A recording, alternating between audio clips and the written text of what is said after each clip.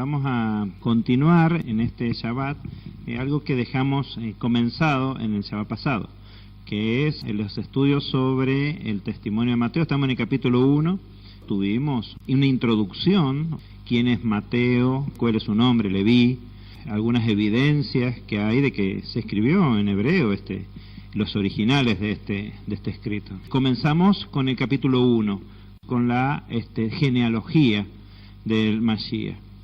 Bueno, cuando vimos el verso 1 de Mateo 1, ¿no es cierto?, que comienza dando unas palabras introductorias diciendo que, y presentando que es un rollo o un libro o un escrito que trata primariamente de la genealogía de Yeshua el Mashiach, sabiendo que lo presenta las credenciales, quién es él, el Mashiach, hijo de David, hijo de Abraham, ¿verdad? Veíamos, ¿no es cierto?, en Jeremías 33 el fundamento de esta afirmación. Después para el verso 2, donde dice que Abraham engendró a Isaac, Isaac engendró a Jacob, y Jacob engendró a Judá y a sus hermanos, vimos una serie de pasajes de Bereshit, en los cuales estas afirmaciones tienen su fuente ahí en Bereshit, en Génesis. Luego vimos el verso 3, dice Judá engendró de Tamar a Fares y a Sara, y Fares engendró a Hezrom, y Hezrom engendró a Aram, ¿no es cierto? A eso lo encontrábamos en una parte en Primera de Crónicas 2 y otra parte en el 4º capítulo de Ruth. Entonces, bueno, esto vimos respecto del verso 3 de Matillahu, de Mateo.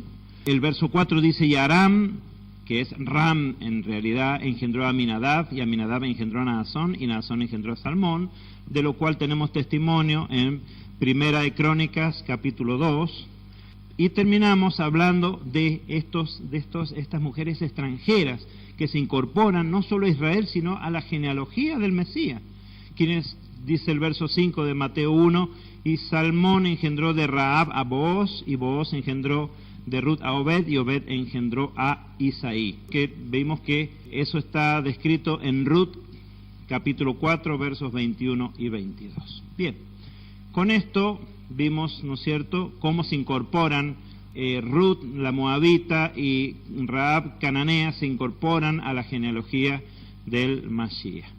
Y hoy día, vamos a estudiar solo un versículo hoy día, pero primeramente les voy a leer lo que dice hasta el final de la genealogía.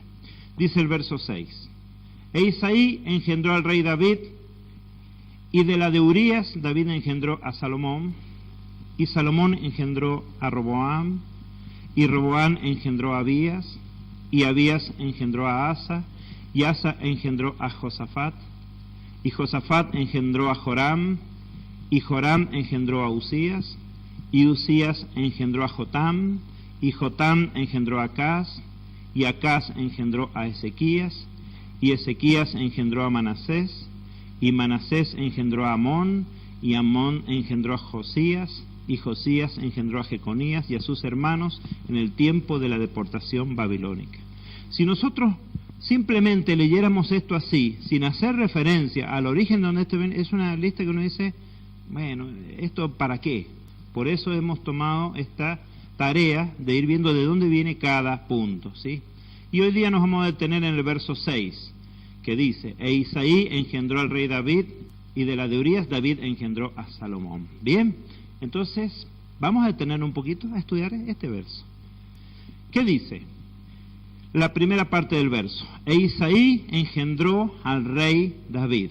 ¿De dónde saca Mateo esto? ¿De dónde lo sabe? Y lo sabe todo estudioso de la Escritura y todo judío de aquella época lo sabía. Bien, vamos a Ruth, capítulo 4, versos 13 al 17. Y vamos a ver un pequeño relato de cómo llegamos al nacimiento de Isaí. Y vamos a ver una cosa llamativa. Vamos a ver qué dice Ruth, capítulo 4, versos 13 al 17. Dice, verso 13, Booz tomó pues a Ruth, y ella fue su mujer, y se llegó a ella, y Yahvé le concedió gravidez, y dio a luz un hijo. Yo no sé si ustedes notan que hay un orden en este verso, fíjense. Dice que la tomó como por esposa, y fue su mujer, ¿no es cierto? Ante las leyes, ante ¿no es cierto?, ante el Eterno y ante el ser humano, él tomó una responsabilidad y dijo, esta es mi mujer. Luego se llegó a ella y después le concedió gravidez, el Eterno, dice, le concedió gravidez y dio a luz un hijo. ¿Quién es el que da a los hijos en el vientre? El Eterno, ¿sí? Bien, dice, y las mujeres decían a Noemí y Naomi, bendito sea Yahvé que no ha permitido que te falte redentor en el día de hoy. Sea pues su nombre famoso en Israel. Sea para ti restaurador del alma y sustentador de tu vejez, porque tu nuera que te ama, importante, ¿eh? ¿Cuántas suegras pueden decir eso? Tu nuera que te ama. Bueno, como ninguna se le ha casado a un varón, todavía se salva. Dice, y tu nuera que te ama le ha dado a luz y ella te vale más que 7 hijos. Todo un desafío para una mujer, ¿no? Pero fíjense lo que ocurrió. Y acá hay algo llamativo, esto para que recordemos de dónde viene también toda esta historia y que reflexionemos cuál puede ser el significado de estas cosas, ¿no? Dice, y tomando Noemí al niño, lo puso en su pecho y fue su nodriza. ¿Quién? La suegra, Noemí. Ella le dio de mamar al bebé, a su nieto. Tomando al niño, lo puso en su pecho y fue su nodriza. Bien. Y las mujeres vecinas le dieron un nombre diciendo, fíjense lo que decían las vecinas, a Noemí le ha nacido un hijo y lo llamaron Obed, ¿sí? Obed, es el padre de Isaí, padre de David. Entonces, ¿de dónde saca Mateo que Isaí engendró al rey David? Pues, aunque está en otros lugares el relato, lo saca principalmente quizás de Ruth, capítulo 4, verso 17. Pero llama la atención esto, que Noemí lo tomó como propio. Y hay algo en esto, porque tiene un significado para ese niño, porque ¿se acuerdan cuando vimos que Jacob tomó como propios a Efraín y a Menashe, y su madre también era extranjera?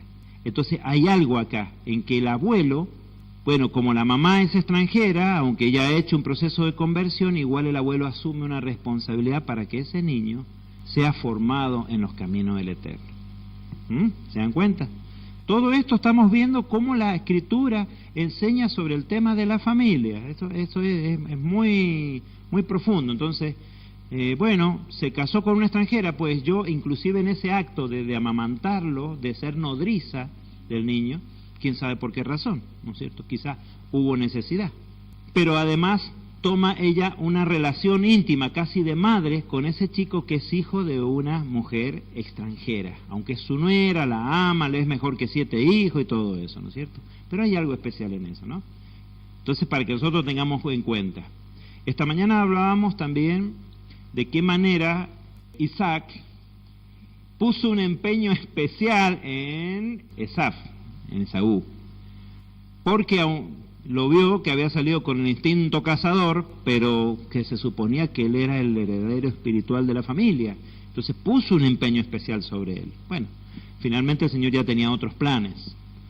Pero, como miremos nosotros en la Escritura que los abuelos debemos de tomar un rol, y esto ya no es para los padres, sino para nosotros los abuelos, tenemos que tomar un rol decidido, sin interferir con los hijos, pero también nos corresponde una función en la formación de los nietos en cuanto a la Torá.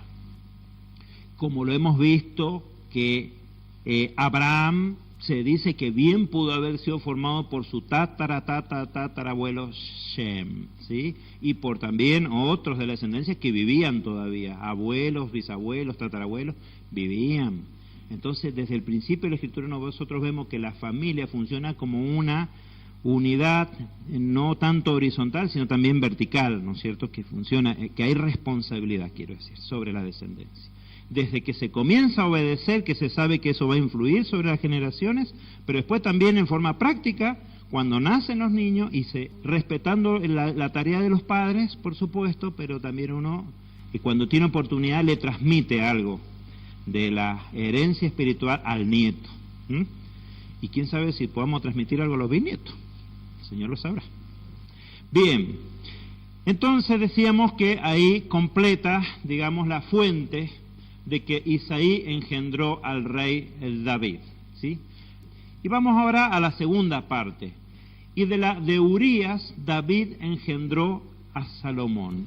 Y acá pasa algo muy particular, porque no se nombra a la esposa de Urías, o de David, como se quiera, ¿no es cierto? No se la nombra, dice, de Urías. Y lo deja como en un apartado especial, preguntándose, o que nos deja a nosotros la pregunta, si ese nombre no quiso ser traído a memoria. Y eso llama la atención. Y fíjense que dice que David lo engendró a Salomón, pero además, ¿a quién sí trae a memoria al incluir la genealogía de Yeshua? Menciona a Urías. O sea, hay un mensaje en esto, fuerte. Pero, sin entrar en ese tema, vamos a ver de dónde sale el relato de que de Urías, David engendró a Shlomo. Y vamos a ver si el nombre de Shlomo es el nombre que el Eterno le puso. También eso vamos a ver. Bien, segunda de Samuel, capítulo 11, describe esta historia y cómo ocurrió. Verso 1. Dice, aconteció en la primavera del año, al tiempo que los reyes suelen salir a campaña, que David envió a Joab, uno de sus generales, y con él a sus siervos y todo Israel. ¿No es cierto? ¿A dónde los envió? A la guerra. Pero David permaneció en Jerusalén. Por ese año, porque dice, al tiempo que los reyes suelen salir a campaña, pero este año el rey no salió, se quedó en Jerusalén. Entonces, dice que sucedió que a la hora de la tarde, David se levantó de su lecho. ¿Qué estaba haciendo en la tarde? Estaba durmiendo la siesta. Mientras su ejército, ¿qué estaba haciendo? Estaba en guerra.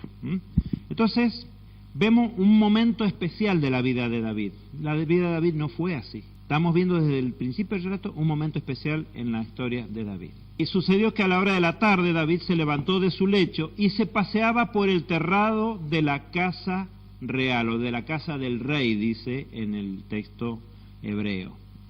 Y desde el terrado vio a una mujer bañándose, en realidad se estaba purificando, y la mujer era muy hermosa, dice, era hermosa meod, dice en el texto hebreo, dice, era muy hermosa, dice. Ella estaba haciendo su ritual de purificación. Quizás ella sabría o no que podía haber gente en el palacio del rey, porque la vio de una terraza a otra, y el asunto es que la vio, o quizás la vio en los patios de otra casa, quién sabe. Bien que los problemas de la propiedad horizontal no son nuevos. Entonces, dice, y David envió a indagar acerca de la mujer, y uno dijo, ¿no es esta Betsabé, hija de Eliam, mujer de Urías Eteo? Ahora, yo pregunto, a ver si ustedes se acuerdan, ¿cuál era el estado civil de David en este momento? Casado. Entonces, dice, y sin embargo él se interesó por esta mujer. Bien, y envió David mensajeros y la tomó. Cuando ella fue a él, él se acostó con ella, pues acababa de purificarse de su impureza.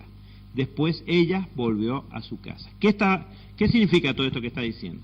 Bueno, que cuando él la vio que se estaba bañando, ella se estaba purificando de su impureza mensual, de la nidá. Y después ella volvió a su casa. En este verso podrían descubrirse algunas cosas que los comentaristas hebreos dicen, judíos dicen, ¿sí? Se suele decir que vieron cuando vimos antes recién el orden de las cosas, que la tomó y después la tomó por mujer y después se acostó con ella, ¿sí?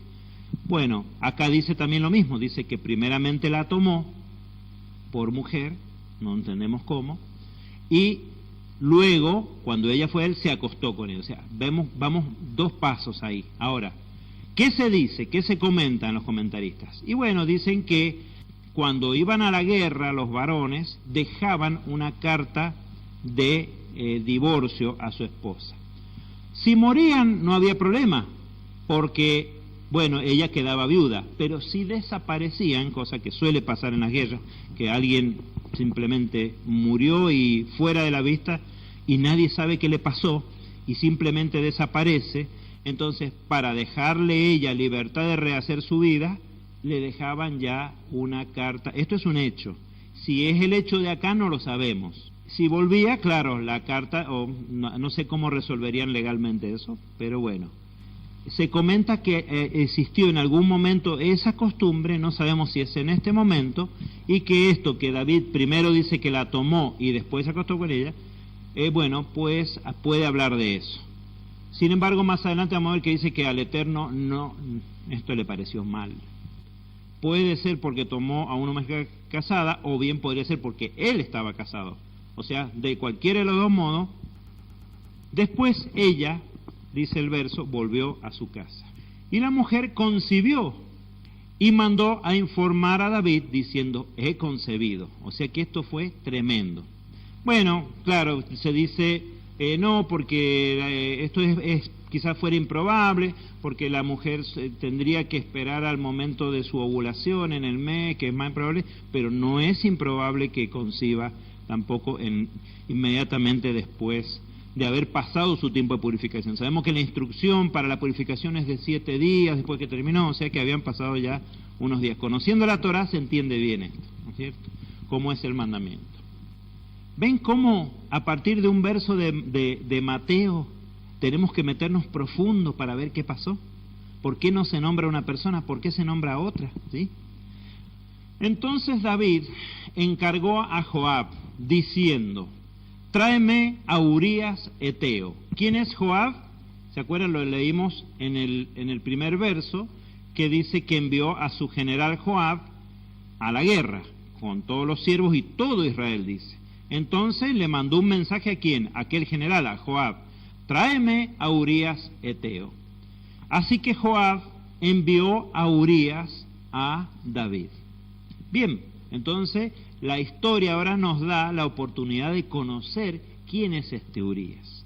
Dice en el verso 7, cuando Urías llegó ante la presencia de David, después de un viaje obviamente, porque habían ido a guerrear lejos, David le preguntó por la salud de Joab. Entonces Urías dice, me hace venir para preguntarme por la salud del general. Bien, por la salud de la gente y por el estado de la guerra. Ya vamos a ver más adelante que David tenía buena fama en cuanto a cómo se preocupaba él por sus soldados. Ya vamos a ver esto. Bien, dice que le preguntó por la salud de Joab y por la salud de la gente y por el estado de la guerra. Verso 8 de 2 de Samuel 11.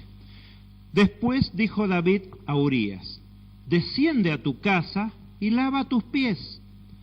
Y saliendo Urías de la casa real, le fue enviado un presente del rey. Es decir, dice, vuelve a tu casa, lava tus pies, o sea, del camino, o sea, que descansara un poco. No es cierto, no hay que tener demasiada astucia para darse cuenta qué estaba haciendo David. ¿Qué quería hacerle creer a Urías?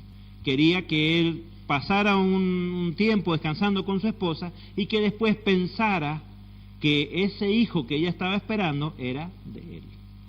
Así que estamos viendo algo premeditado. Premeditado. Esto no podemos decir, vio cuando a veces hacemos algo, nos equivocamos por impulso. Y cuando lo venimos pensando y lo hacemos. Entonces, además, cuando iba saliendo, el rey le manda un regalo. Entonces, así, además, mimado Urías. Bueno, pero, dice, Urías durmió a la entrada de la casa del rey con todos los siervos de su señor y no bajó a su casa. ¿Podríamos decir que Urías se dio cuenta o sospechó algo? Yo diría que no, porque los versos siguientes afirman eso. ¿Por qué? Porque cuando, dice el verso 10, se lo refirieron a David diciendo, Urías no bajó a su casa, David le preguntó a Urías, ¿acaso no has venido de un viaje? ¿Y por qué no bajas a tu casa? Y Urías respondió a David. Y en esto yo tendría que decir que a veces, por alguna razón, hacemos cosas que a veces uno, el mismo varón, dice, ¿por qué no sé bien, por qué siento de hacer esto de esta manera? Y nosotros después nos damos cuenta que el Eterno nos estaba marcando de esa manera. Y Urías respondió a David, el arca del pacto, Israel y Judá permanecen en tiendas, y mi señor Joab con los siervos de mi señor acampan a campo abierto. ¿Y he de yo ir a mi casa a comer y a beber y a acostarme con mi mujer? Por tu vida y por la vida de tu alma que no haré tal cosa. O sea, vemos en este hombre una estatura. No digo que era mejor que David, pero en ese momento sí lo era. En ese momento era mayor que David este hombre.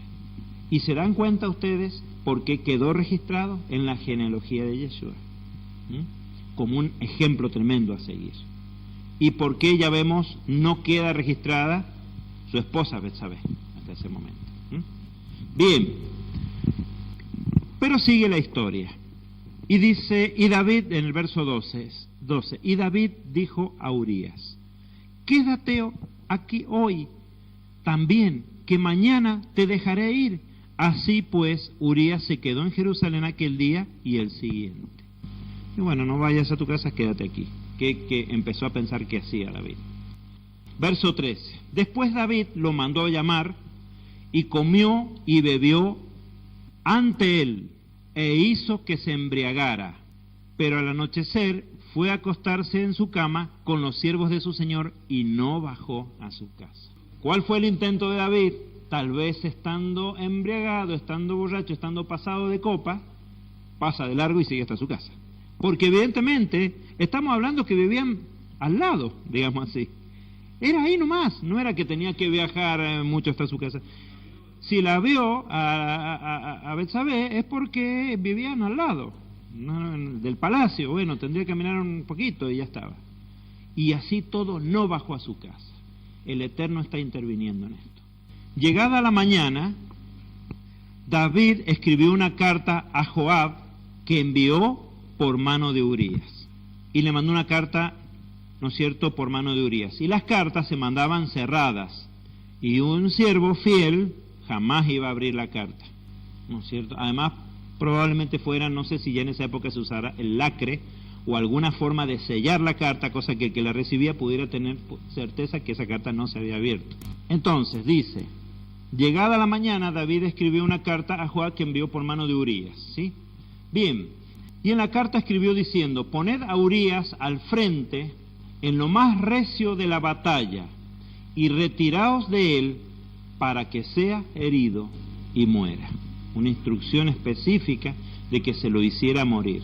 Que también, qué temeridad, ¿no? De mandar lo que está entregándole la instrucción para la traición en la propia mano de él, ¿no?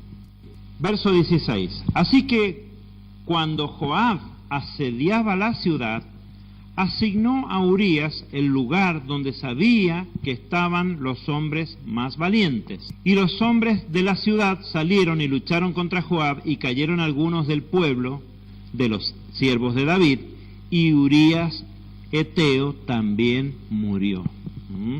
O sea, bueno, se cumplió el objetivo de él, y sus hombres lo cumplieron también. No sé si acá entramos con el tema de la obediencia de vida, no sé qué, pero lo enviaron. Pero para que él muriera tuvieron que morir otros. Ya vamos a ver que esto no era el plan original.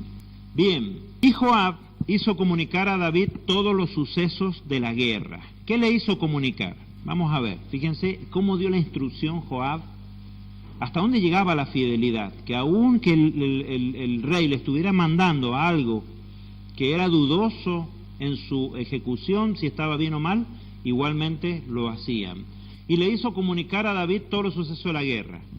Verso 19, fíjense lo que le encomendó al mensajero. Le encomendó al mensajero diciendo, cuando termines de contar al rey todos los sucesos de la guerra, y si sucede que la ira del rey, sube la ira del rey y te pregunta, ¿por qué os acercasteis tanto a la ciudad para luchar? ¿Es que no sabéis lo que arrojan desde el muro? Fíjense, en esto vemos una actitud de David. David tenía por costumbre que cuando asediaban se cuidaran de no morir inútilmente. Y dice, probablemente te pregunte esto. ¿Por qué dice probablemente? Es porque lo conocían a David. Sabía que él podía llegar a molestarse porque se habían arriesgado tanto. Por eso dice que murió Urías y murieron otros. Pero ese no era el plan de batalla que ellos tenían habitualmente. Se descubren estos versos. Dice, y te va a decir, se ve que lo conocían mucho. Fíjate lo que te va a decir. ¿Quién hirió a Abimelech, hijo de Jeroboset? ¿No fue una mujer que arrojó desde el muro un pedazo de rueda de molino y murió en Tebes? ¿Por qué os acercasteis tanto al muro? Entonces tú responderás, también tu siervo Urías Eteo ha muerto. Como para que entendiera, ¿no es cierto? Pero sabían que esa no era la forma en que David los mandaba a luchar. Entonces estamos viendo a David en una situación, pero también estamos viendo quién era David normalmente. Y el mensajero, dice el verso 23, cuando llegó, dijo a David, los hombres prevalecieron contra nosotros y salieron hacia nosotros al campo, pero los acometimos hasta la entrada de la puerta. Entonces los arqueros tiraron contra tus siervos desde lo alto del muro y murieron algunos de los siervos del rey, y también tu siervo Urías Eteo ha muerto. Bueno, ahora viene la reacción de David, que le previno que iba a tener Joás, le dice, te va a decir esto y esto. Bueno, entonces viene la reacción de David. ¿Qué dice David? Y David dijo al mensajero, así dirás a Joab, que esto no te desagrade, porque la espada devora tanto a uno como a otro. No se hizo ningún problema. Como decían recién, se cumplió lo que él quería. Se cumplió el objetivo. Qué momento feo, que lo podemos tener absolutamente todo. ¿Por qué? Porque hay un momento que estamos seguros, y estamos muy seguros, que estamos haciendo correcto, y no estamos haciéndolo. Por eso siempre acostumbrémonos a dudar de nosotros mismos. Sigue. Claro, ¿por qué? Porque dice que una mentira tapa otra mentira, y así se va haciendo una montaña. O sea que es un camino por el cuando se empieza. El otro día hablábamos con mi hijo y le decía, yo tuve que aprender, porque antes que uno llegara a los caminos, la mentira era una más de las opciones para resolver la situación. El mentir o el no decir toda la verdad era una situación más. Y vos decías, bueno, con tal de no quedar mal, te ayudabas. Y después, cuando uno aprendió a someterse a la verdad, después encontró que al final, diciendo la verdad, era menos problema. Lo cual no quiere decir que a veces no caigamos, pero que sí nos llama a estar atentos.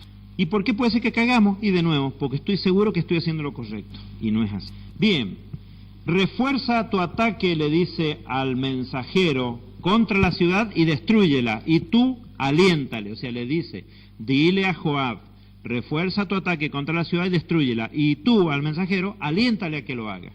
Bien, entonces sigue adelante su camino David. Y así, con 2 versos más, termina el capítulo 11. Dice, y al oír la mujer de Urías que su marido Urías había muerto, hizo duelo por su señor. O sea, hizo este duelo formal, ¿no es cierto? Hizo un tiempo de duelo, sí. Cuando pasó el luto, David la hizo traer a su casa, y ella fue su mujer y le dio un hijo. Pero lo que David había hecho, ¿qué dice? Fue desagradable ante los ojos del Eterno. Bien, capítulo 12 del segundo libro de Samuel. Vamos a leer, no todos los versos, una parte nomás. Y Yahvé envió a Natán a David. ¿Quién es Natán? El profeta. El profeta, el que va a hablar de parte de. Fíjense, siempre decimos que la función del profeta no es anunciar, no es un agorero el profeta, no es uno que viene a contar el futuro para que todos se entusiasmen. La función del profeta es llamar a las personas al arrepentimiento. Esa es la función del profeta. Entonces, el Eterno lo envió, viene a hablar de parte del Eterno, a decir, esto que has hecho. Y Yahvé envió a Natán a David, y entrando hasta su presencia le dijo, en una ciudad, ¿qué le trajo? Una parábola. Le trajo una parábola. ¿Ven que es la manera de enseñar? ¿Sí? Es la manera de conducir a las personas al arrepentimiento, el uso de parábolas. Por eso Yeshua también usaba de parábolas. Lo lleva a reflexionar de manera indirecta, porque cuando nos confrontan con algo que hicimos, lo primero que hacemos que es defendernos. No, lo que pasa es que yo, no, lo que pasa es que yo, bueno. Entonces con la parábola te agarran con la guardia baja. Bien. En una ciudad, dice el verso 1, había 2 hombres, uno rico y uno pobre. El rico tenía numerosos rebaños y vacadas, pero el pobre no tenía más que una corderita que había comprado, a la cual iba criando. Y ella crecía juntamente con él y con sus hijos, comiendo de su pan, bebiendo de su vaso y durmiendo en su regazo, y era para él como una hija. ¿Se acuerdan que decíamos esta mañana cómo es la función del pastor? Que hablábamos en la parashá. Bien, pero un viajero fue al hombre rico, y éste no quiso tomar de sus rebaños ni de sus vacadas, para guisarlas para el viajero que le había llegado, sino que tomó la corderita de aquel hombre pobre y la guisó para el hombre que había venido a él. Uno claro, escucha esta historia y dice, cájamo. Entonces el furor de David se encendió en gran manera contra aquel hombre, y dijo a Natán, vive Yahweh, que el hombre que hizo tal cosas es digno de muerte. Y esto me recuerda a las palabras de Yeshua que dice, por tus palabras serás justificado y por tus palabras serás.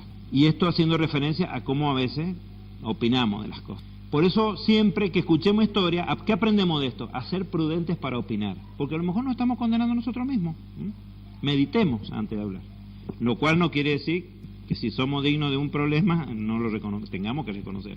Bien, debe pagar 4 veces el valor de la corderita, porque hizo tal cosa y no tuvo compasión. ¿Se acuerdan de Zaqueo? Cuando dice, si he robado a alguno, se lo devuelvo cuadruplicado. ¿Por qué? Porque había habido un robo también en esto. Entonces, ahí nomás saca la Torah. ¿Cómo sacamos rápido la Torah?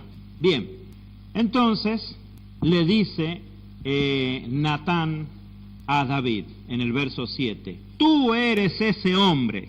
Así dice Yahvé, Elohim de Israel, yo te ungí como rey sobre Israel, y te he protegido de la mano de Saúl, y te he entregado la casa de tu Señor, y he puesto las mujeres de tu Señor en tu seno, y te he dado la casa de Israel y de Judá. Está hablando la casa de Israel y la casa de Judá, ¿sí? Y si esto fuera poco, te habría añadido mucho más. Tenía preparado el Eterno más para David todavía. ¿Por qué has menospreciado la palabra de Yahvé, haciendo lo malo ante sus ojos? Has matado a espada a Urías Eteo, y has tomado su mujer por mujer tuya, y lo has asesinado con la espada de los amonitas. Mandamiento, no asesinarás, ¿sí? Recuérdense que no matarás no es el mandamiento, sino no asesinarás, ¿sí?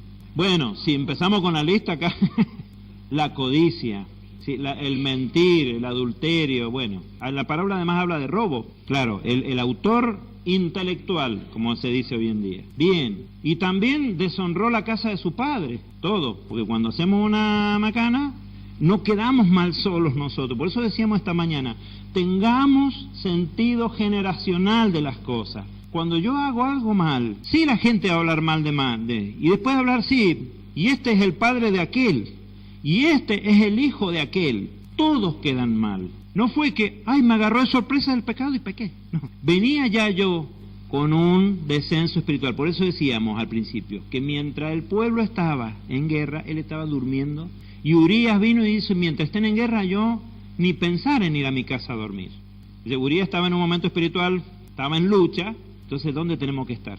¿Dónde tenemos que estar? Sí, con la guardia levantada. La comodidad es una trampa. Por eso tengamos cuidado. Es muy linda la comodidad, es muy lindo el confort, es muy lindo los gustos, es muy lindo algunas cosas de la vida, pero son trampas o pueden tornarse en trampa. No es malo que queramos dormir después de un día de trabajo plácida y descansadamente y relajadamente. Al contrario, es necesario. Se debe cuidar el descanso, pero cuidado con las trampas de la comodidad. También se dice el dicho de que el ocio también es cuna de Satán. justamente ¿por qué? Porque está llevando a que, como ocurre muchas veces en sociedades que están como un poco la nuestra, que están siendo mal formadas, justamente llevando al ocio y no a estar ocupado, haciendo lo que sea, pero ocupado. Y bueno, así sí tenemos la problemática actual de esta sociedad, donde hay muchas mentes de alguna manera en ocio, y tienen, lamentablemente el enemigo gana esas almas, esas mentes, y vemos las atrocidades que se ven hoy día, ¿no? Se terminan cometiendo. Exactamente. Ahora, todo empieza, por eso digo, el pecado dice que espera como león rugiente la oportunidad, pero a alguien que se pone al alcance. Por eso decimos esto de la comodidad y tener cuidado, y también del estado espiritual en que estemos. Debemos tener cuidado, porque el enemigo no nos va a tirar el palo en la rueda cuando estemos bien, lo va a tirar cuando nos vea que estamos. Por eso la necesidad de orar constantemente y velar, ¿sí?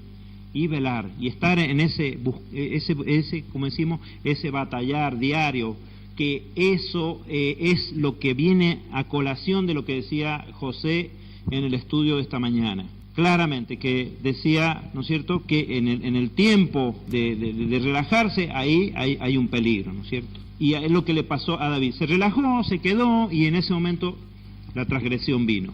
Y después siguió, se fue montando una cosa sobre la otra. Bien, entonces dice, y lo has asesinado con la espada de los amonitas. Verso 10, pero por lo cual, ahora, y acá viene la sanción sobre la vida de David, el Eterno a que se arrepiente lo perdona.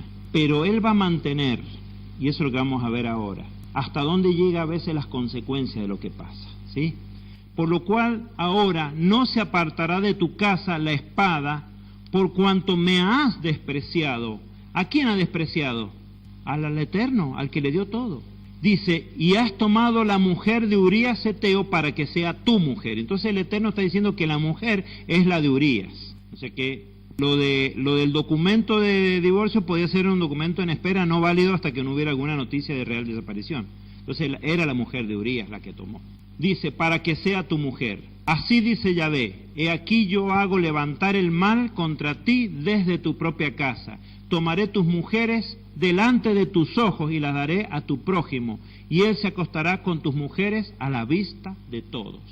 ¿Quién es la persona que le hizo esto a David? ¿Quién se acuerda?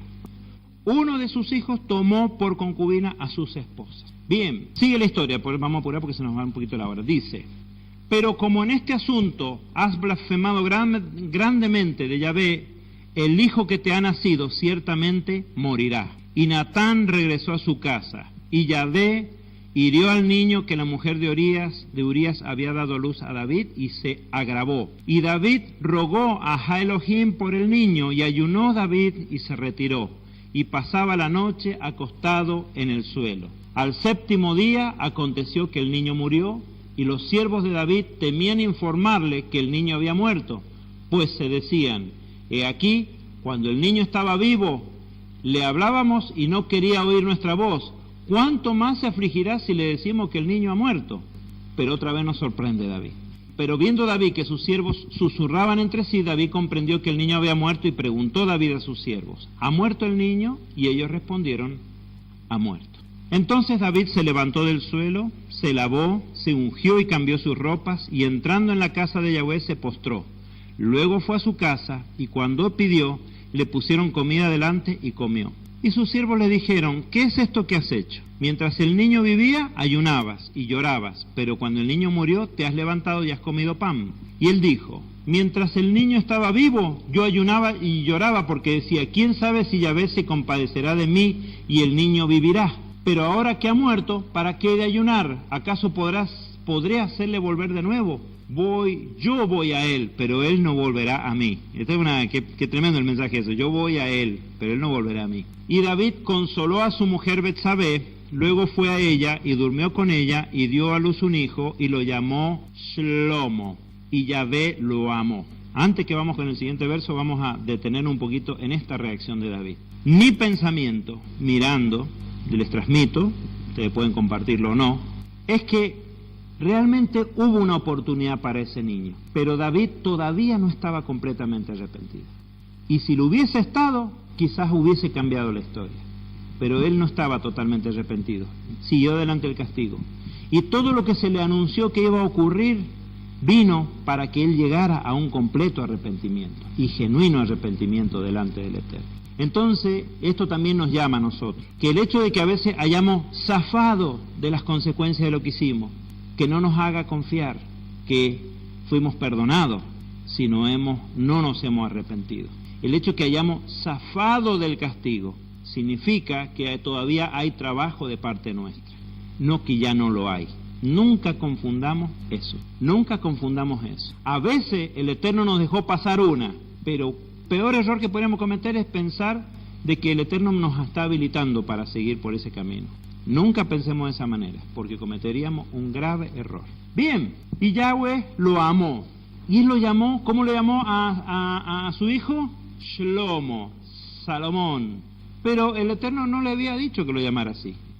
Dice, y envió por medio del profeta Natán para que lo llamara Yedidya, amado de Yahvé. O sea, el Eterno tuvo misericordia en el hijo, porque dice, este inocente le puse al otro para probarlo en su arrepentimiento. Y hizo un ayuno, hizo un lloro, hizo una entrega religiosa, pero no genuina completamente. Y sí, teniendo en sus planes el Eterno, son extraños los caminos del Eterno, a Shlomo mandó a que se le llamara Yedidya, amado de Yahvé. Ese es el nombre que se mandó para Shlomo. Entonces cuando nos preguntan, ¿cuál es el verdadero nombre de Shlomo? Yedidya, amado de Yahvé, si no nos acordamos. El amado de Yahvé. Bien, y con esto vamos a dar por terminada este verso que hemos estado estudiando. ¿Cuál es la finalidad de que hagamos el estudio de esta forma? De que examinemos las raíces del llamado Nuevo Testamento, del que se ha usado para decir que lo otro ya no tiene vigencia. Todo lo contrario.